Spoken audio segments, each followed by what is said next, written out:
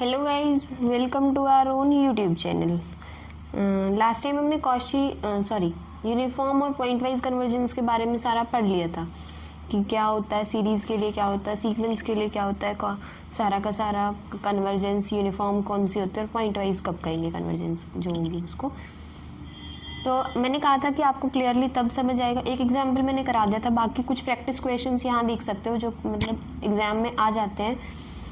कि कौन से टाइप की कन्वर्जेंस यहाँ एग्जिस्ट करेगी, कौन से टाइप की एग्जिस्ट नहीं करेगी, यूनिफॉर्म है या पॉइंट वाइज है या दोनों है या किस तरह से क्या है। ठीक है, क्वेश्चन है, एक क्वेश्चन मैंने पूरा सॉल्व कर रखा है, वो इसलिए ताकि आपको मेथड पता चल जाए कि अगर क्वेश्चन आता है एग्जामिनेशन में तो आपको कैसे पूरा का पूरा लिख के आना है, प्रेजेंट कैसे करना है, तो उसके लिए मैंने कर दिया। ठीक है, अभी देखो, show that the sequence fn where fn x equals to x raised to the power n is uniform convergent on 0 to k where k is less than 1 and only point wise convergent on 0 to 1। अगर आपको 0 to 1 interval दे रखा है तो वहाँ पे point wise convergence होगी, और अगर 1 से छोटा है कोई भी 0 to k या फिर हम ये कह सकते हैं 1 इंक्लूड ना हो इसमें, तो 1 को छोड़ के वहाँ सब जगह क्या है यूनिफॉर्म कन्वर्जेंस होगी। ठीक है, और 1 पे जो है वो यूनिफॉर्म नहीं होगी, पॉइंट वाइज 1 पे होगी। ठीक है, उसके बाद आता है सॉल्यूशन की हमें कैसे सॉल्व करना है। पॉइंट वाइज के लिए हम पॉइंट वाइज के लिए 0 to 1 चेक करना है, तो एक बार 1 से छोटे के लिए भी चेक करेंगे, या फिर क्वेश्चन तुम देख के पता चल रहा है x की पावर n, तो इसमें दो जो है वो फंक्शंस जो है वो दो टाइप से फॉर्म होगा। देखो, पॉइंट वाइज लिमिट मतलब एफ एक्स कैसे निकालते थे, एफ एन एक्स पे n tendence to infinity limit apply करो तो वो जो आंसर आता था वो होता था एफ एक्स। अब मान लो एफ एन एक्स है एक्स की power n raise to the power अगर हम कर रहे हैं इन्फिनिटी, अगर n raise to the power हम कर रहे हैं इन्फिनिटी, तो इसमें देखो अगर हमारे पास इस क्वेश्चन में n रेज टू 0 से 1 के बीच में है, मान लो ये x की पावर है इन्फिनिटी, अगर इस x की वैल्यू 0 से 1 के बीच में है, मान लो 0 पॉइंट समथिंग है, तो उसको अगर जब भी तुम इन्फिनिटी पे इसकी पावर इन्फिनिटी लोगे तो हमेशा 0 को ही कन्वर्ज करेगी। लेकिन अगर ये वैल्यू 1 होती तो 1 की पावर इन्फिनिटी तो 1 होती, तो मतलब x की वैल्यू चेंज अगर इस इंटरवल में देखा जाए तो x की वैल्यू अगर 1 है तो वो अलग जगह कन्वर्ज कर रही है, और 0 है तो 0 और 1 से छोटा है तो वो अलग जगह कन्वर्ज कर रही है, 0 पे कन्वर्ज कर रही है। ठीक है, अब इसमें क्या है, जब हम यूनिफॉर्म कन्वर्जेंस करेंगे तो हम 1 के लिए अलग से दिखाएंगे कि 1 के लिए नहीं कर रही है। तो इस फंक्शन में हमें पता चलेगा कि लिमिट एग्जिस्ट कर रही है, तो एफ एन जो है वो पॉइंट वाइज कन्वर्ज कर रहा है एफ को कहाँ, 0 से 1 के लिए, क्योंकि 0 से 1 से छोटे के लिए तो वो 0 पे कन्वर्ज कर रही है और 1 के लिए वो 1 पे ही कन्वर्ज कर रही है। अब यूनिफॉर्म कन्वर्जेंस के लिए चेक करते हैं, लेट एप्सिलॉन बी गिवन। ठीक है, इस एप्सिलॉन के लिए फिर हमें एन ढूंढना था, वही आपको अगर डेफिनेशन नहीं पता है कि कैसे क्यों किया हुआ है तो लास्ट वीडियो आप देख सकते हैं, पार्ट नंबर 2 जो है रियल एनालिसिस का प्लेलिस्ट में जाके, तो वहाँ आपको पता चल जाएगा कि एप्सिलॉन और ये कैसे क्या है, कि वो डेफिनेशन से यूनिफॉर्म और पॉइंट वाइज का, वहाँ मैंने क्लियरली आपको डिफरेंस बताया हुआ है कि दोनों में क्या डिफरेंस है। अभी देखो, लेट किया epsilon is greater then 0 be given, तो पहले हम चेक करेंगे 0 से 1 के लिए, 1 इंक्लूड नहीं है 0 और 1 के बीच में, फिर 0 के लिए अलग से करेंगे और 1 के लिए अलग से करेंगे। तो देखो F N x minus F X value 0 से 1 के बीच में लिमिट क्या है, 0 ही है, तो X N minus X N is less than epsilon, इसका मतलब इनका रेसिप्रोकल किया 1 by epsilon, X raise to the power N is greater than 1 by epsilon, दोनों तरफ लोग लिया तो एन की वैल्यू निकल गई। एन की वैल्यू क्या आई है कि इससे बड़ी होनी चाहिए। अब हमें दिख रहा है कि ये जो n की वैल्यू इससे बड़ी है, इसमें ये सारा देख के हमें पता चल रहा है कि जब भी ये x बढ़ेगा तो ये x के साथ साथ ये भी बढ़ेगा, तो वैल्यू क्या है 0 से k, तो इसमें मैक्सिमम वैल्यू क्या हो सकती है x की k। ठीक है, तो इसकी x बढ़ने के साथ साथ ये भी बढ़ रहा है, तो जब भी x की मैक्सिमम वैल्यू k होगी तो इस पूरे की मैक्सिमम वैल्यू ये होगी 1/k हो जाएगा यहाँ, तो ये इसकी मैक्सिमम वैल्यू आ गई। तो हम इसकी मैक्सिमम वैल्यू जो भी होगी उससे बड़ी वैल्यू तो फंक्शन की आ ही नहीं सकती कहीं भी, जब इसकी इससे बड़ी वैल्यू कहीं आएगी नहीं 0 to k इंटरवल में, तो इससे बड़ा एक n ले लेते हैं, कैपिटल N, जो हमें पॉजिटिव इंटीजर सेलेक्ट करना होता था, तो हम कह रहे हैं कि इससे बड़ा हमने ये n ले दिया। ठीक है, तो इससे बड़ा n मिल सकता है, it's depending on epsilon but not depending on X. ठीक है, तो F N X equals to F X is less than epsilon, ये सारा आगे। अब एक्स इक्वल्स टू 0 के लिए और देखेंगे हम यहाँ सारा का सारा। जब एक्स इक्वल्स टू 0 के लिए देखेंगे हम, एक्स इक्वल्स टू 0 के लिए देखेंगे तो लिमिट पॉइंट वाइज क्या थी, 0 ही थी। F N x minus F X क्या है एक्स इक्वल्स टू 0 के लिए, वो एक मिनट, हाँ, जब x की वैल्यू इसमें पुट करोगे 0 तो 0 raise to the power infinity is 0, तो वो 0 ही रहेगा फंक्शन की वैल्यू। जब भी तुम इसमें पूरी की पूरी वैल्यू पुट करके देखोगे x इक्वल्स टू 0 के लिए तो वो 0 आ जाएगी। 0 इज़ लेस देन एप्सिलॉन आ गया। जब 0 लेस देन एप्सिलॉन है तो हर n जो है वो ग्रेटर देन इक्वल्स टू 1 के लिए, तो इसका मतलब कोई ना कोई पॉजिटिव इंटीजर n हम ढूंढ सकते हैं। ठीक है, तो ये सब आराम से, ये चीज़ तो लिख ही सकते हो, सिर्फ लैंग्वेज है, समझ तो आ ही गया होगा कि 0 के लिए तो 0 ही होगी, वो एप्सिलॉन कोई भी पॉजिटिव था तो उससे छोटा है। ठीक है, अब ये देख रहे हैं कि अगर x इक्वल्स टू 1 है, यहाँ वैल्यू है x की वैल्यू 1, तो हमें कोई ऐसा इंटीजर n मिलेगा ही नहीं कि ये चीज़ जो है वो सेटिस्फाई कर जाए, क्योंकि कोई वैल्यू नहीं है इसके लिए, कोई n ही नहीं मिलेगा। ठीक है, तो एफ एन एक्स जो है वो कन्वर्ज नहीं कर रहा है। अगर ये नहीं भी लिखोगे तो भी चल जाता है कई जगह कि आपने ये शो कर दिया कि 0 से k के बीच में, भाई 0 से 1 के बीच में और 0 के लिए, तो वो 1 से छोटा जो भी है वो k लिख रखा है कि भाई वो k जो है वो 1 से छोटा है, तो 1 पे नहीं कर रहा, लेकिन 1 से छोटे के लिए कर रहा है। ठीक है, नेक्स्ट क्वेश्चन है। अब मैं कंप्लीट क्वेश्चन रिप्रेजेंटेशन के लिए मैंने फर्स्ट एग्जांपल बता दिए, बाकी क्वेश्चंस मैंने क्वेश्चन दे रखे हैं और एक्सप्लेन कर रही हूँ, आपको खुद करना है। अगर कोई प्रॉब्लम आए तो बता देना, मैं आपको सॉल्व करा दूँगी नेक्स्ट वीडियोज़ में। अभी के लिए मैं इनको एक्सप्लेन कर देती हूँ, लिख अपने आप लेना कि आपको प्रेजेंट कैसे करना है। एफ एन एक्स की वैल्यू है tan इनवर्स एन एक्स,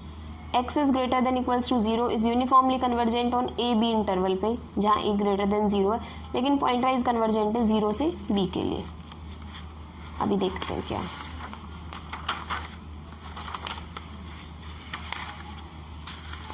देखो, point wise convergence, point wise convergence के लिए एफ एक्स जो है लिमिट निकालते हैं, पॉइंट वाइज लिमिट निकालोगे F N X equals to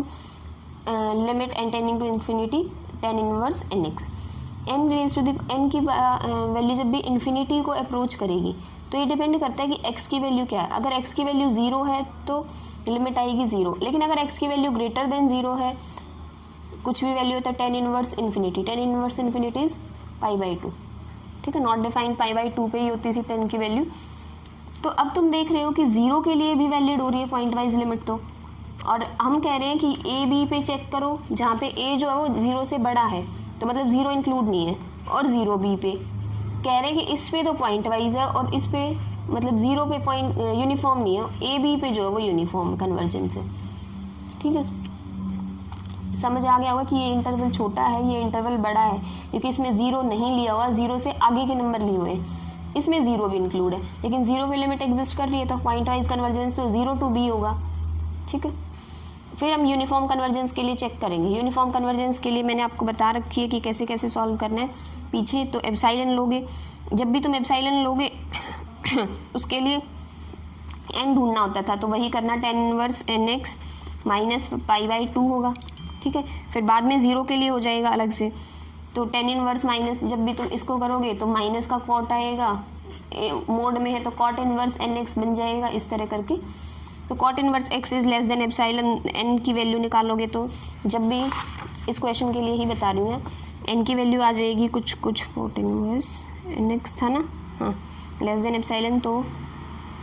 उधर जाएगा, दोनों साइड कॉट लगाओगे तो एन की वैल्यू आपकी आ जाएगी greater than 1/x cot epsilon, may be यही आनी चाहिए, यही आएगी। ठीक है, अब हमें पता है कि कॉट इनवर्स x जो है वो लेस देन, इसको छोड़ो, अगर हम ये करें कि ये जो पूरा नंबर है, खुद सोच के देखो, जब भी x बढ़ेगा तो ये पूरा नंबर डिक्रीज़ होगा। ठीक है, तो हम हमेशा क्या करते थे, इसकी मैक्सिमम वैल्यू निकालते थे। इसकी मैक्सिमम वैल्यू कब निकलेगी, जब इस a की, इस x की मिनिमम वैल्यू हो। हम चेक किस में करेंगे,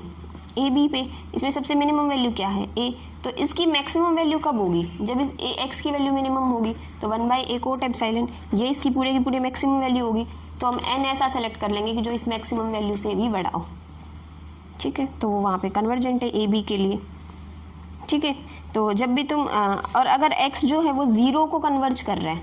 अभी 0 के लिए चेक कर रहे हैं हम, तो अगर x 0 को कन्वर्ज कर रहा है तो पूरा का पूरा ये जो वैल्यू है वो इन्फिनिटी को अप्रोच कर जाएगी, और अगर इन्फिनिटी को अप्रोच कर गई तो हम ये कह सकते हैं कि वहाँ पे पॉइंट वाइज यूनिफॉर्म कन्वर्जेंट नहीं है 0 to b में, क्योंकि 0 पे ये पूरी वैल्यू जो है वो इन्फिनिटी को कन्वर्ज कर देंगे, तो हमें n मिलेगा ही नहीं ऐसा, ठीक है, कोई पॉजिटिव इंटीजर n नहीं मिलेगा, ठीक है। और एक क्वेश्चन इसमें point of non uniform convergence check करना हो तो कहाँ नहीं मिली, खुद सोच लो। Point of non uniform convergence के लिए मैंने पीछे डेफिनेशन बताई थी आपको लास्ट वीडियो में, तो जहाँ पे आपको यूनिफॉर्म कन्वर्ज ना करे,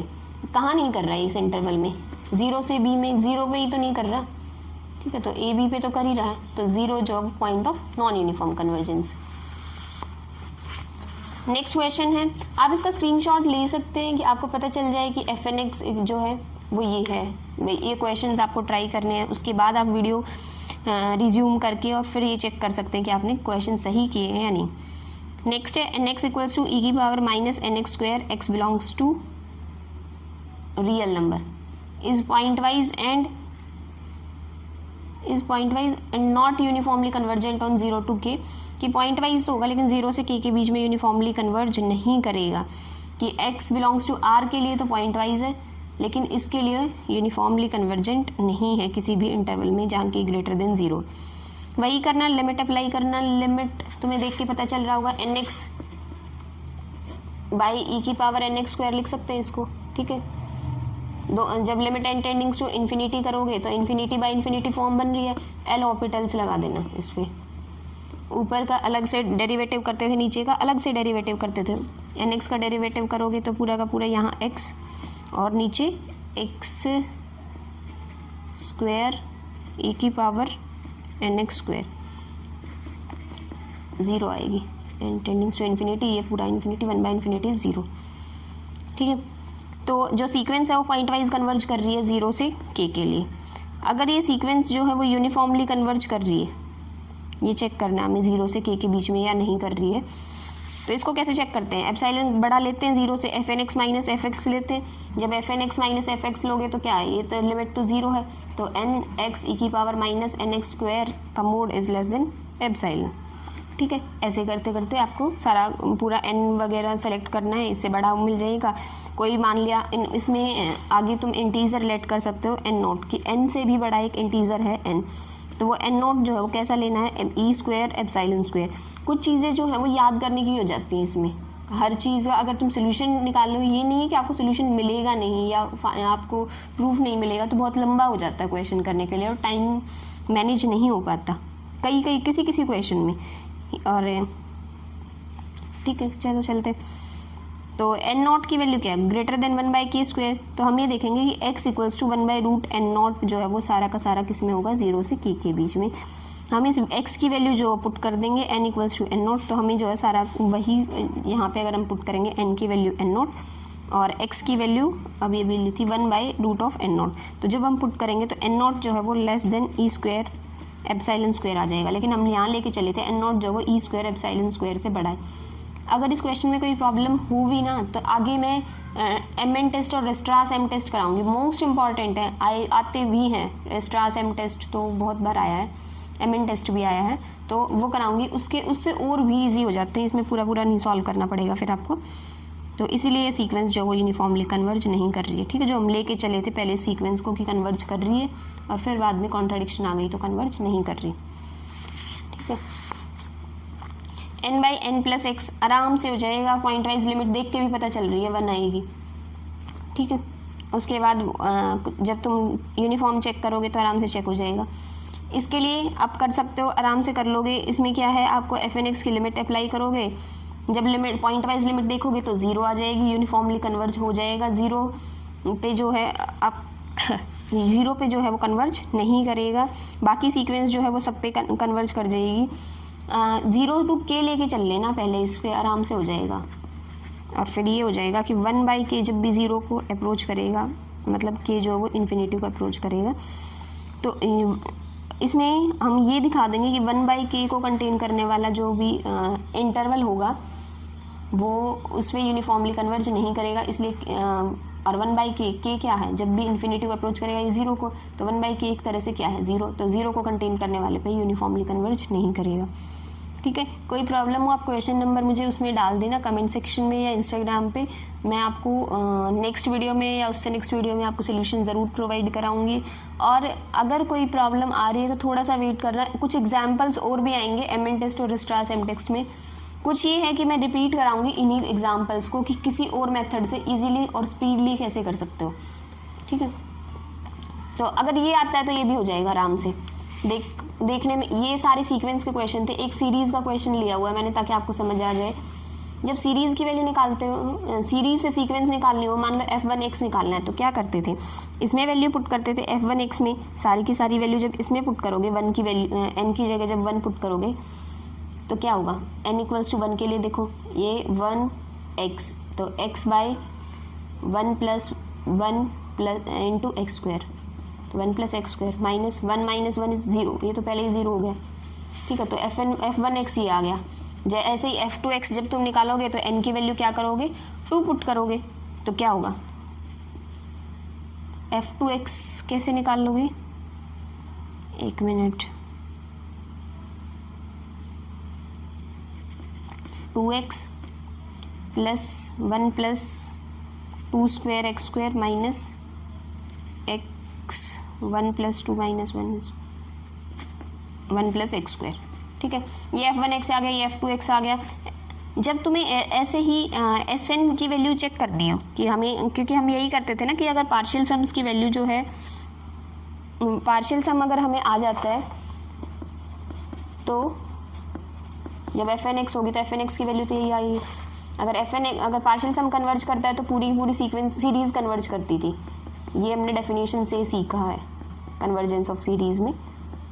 अभी देखो जब तुम इनको सबको ऐड करोगे तो इससे ये वाला कैंसिल होगा, इससे उससे अगले वाला f3 का कैंसिल होगा, उससे और अगले वाला कैंसिल होगा, ऐसे करते करते आओगे तो इससे पीछे वाली टर्म कैंसिल होगी। तो Snx क्या आएगा, nx/1 + n² और x²। तो ये है sum of partial series of partial sums. तो पार्शियल सम्स की वैल्यू आ गई। अगर ये कन्वर्ज कर गया तो हम कह देंगे पूरी सीरीज़ कन्वर्ज करेगी। और ये चेक करना है तो मैंने आपको बता दिया, लास्ट क्वेश्चन बिल्कुल सेम क्वेश्चन है, ये सीक्वेंस का जो क्वेश्चन दे रखा था ना मैंने, वो वही है। इस सीक्वेंस के लिए यही सीरीज़ बनती है। तो इस सीरीज़ को जब तुम सॉल्व करोगे, इसका पार्शियल सम निकालोगे ना, तो वो यही सीक्वेंस बनेगी। और इसका हमें पता है ये यूनिफॉर्मली कन्वर्ज करेगी उस इंटरवल के लिए जिसमें 0 ना हो। तो ये सीरीज़ भी वैसे ही कन्वर्ज करेगी। आई होप आपको क्वेश्चन समझ आ रहे हैं। नहीं आए हैं तो कोई भी क्वेश्चन हो तो उसके लिए आगे जो है कई रिस्ट्रास एम टेस्ट और MN टेस्ट में आपको कराऊंगी। अदरवाइज़ आप कमेंट सेक्शन में या इंस्टाग्राम पे मुझे मैसेज ड्रॉप कर देना कि आपको कौन से क्वेश्चन में प्रॉब्लम है, तो आगे इन फ्यूचर उस क्वेश्चन को थोड़ा सा पूरा ब्रीफ में पढ़ाएंगे। ठीक है, आपको मैं पूरा रिप्रेजेंट करके जो एग्जाम्पल मुझे लेने होंगे किसी भी पर्टिकुलर क्वेश्चन के लिए, कन्वर्जेंस के लिए, मैं वो वाला एग्जाम्पल लेके आपको करा दिया करूँगी। ओके, सो आज के लिए इतना ही रखते हैं, वीडियो लंबी हो जाएगी otherwise. So thank you guys for watching my video. If you like it please like, share and subscribe my channel. Thank you guys.